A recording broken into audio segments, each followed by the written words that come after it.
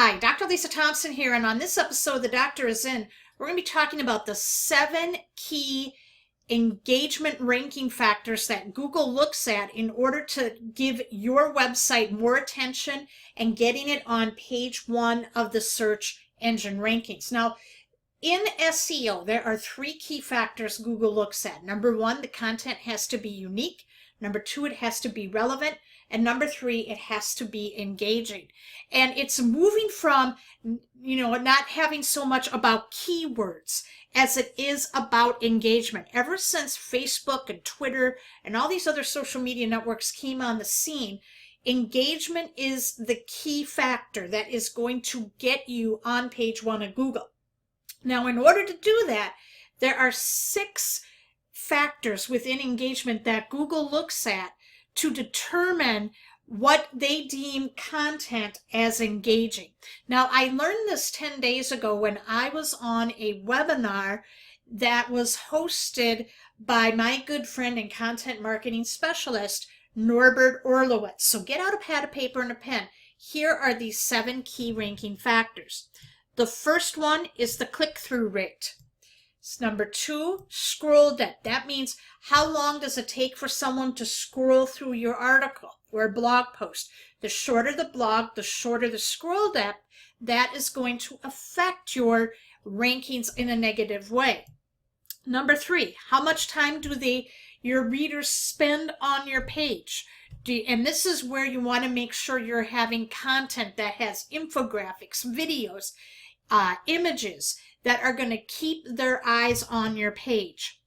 Social shares is huge. This is very, very important because how much is your content getting shared by your readers?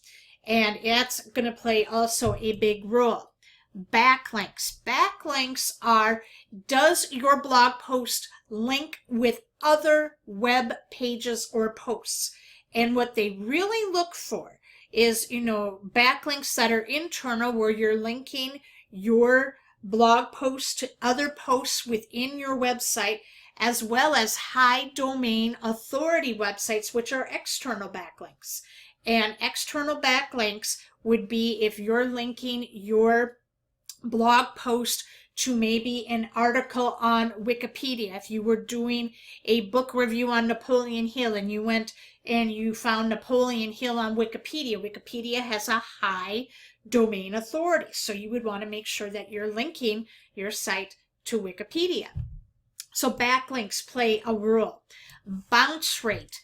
Bounce rate means how quickly people leave your site. Okay, so this is very important that when you are adding clickable links or you're adding images, that when people click on that link or that image, that it opens up in another tab or window on their browser, because the shorter the time people are leaving your site, that's going to adversely affect you. And then we have the last one, which is comments. And they're looking for people leaving comments on your blog post. Now, this is very important that Google does not recognize Facebook comments on a blog as engagement. So it is crucial that you have your WordPress comments enabled. Don't have both enabled at the same time, because what happens is Facebook comments appear above the WordPress comments, and what people will do is that if they're going to leave a comment, they're going to leave a comment in the first comment box they see, which is Facebook. So until your website is established and you are known as the authority, I would refrain from putting any type of Facebook comments on your blog post. Have it all go to WordPress, because that's how Google is going to recognize your post. Now, not only that, when people leave a comment on WordPress, they have to leave a relevant website. And that relevant website is what? A backlink. All right? Very, very important. So you're probably thinking, well, Doc, how am I going to use these 7 factors? How am I going to make sure that this is all going to be in my blog posts? I have good news for you. I want you to join me on Monday, okay, Monday, that will be November the 20th, I believe. No, November 21st, excuse me, I'm sorry. November 21st, this will be the next time we're going to be talking about this blog series where we're going to be talking about creating pillar content. Okay, and what pillar content is, this is a piece of content that is going to incorporate all 7 of these factors, and it's going to help you make your website unique, relevant, and engaging.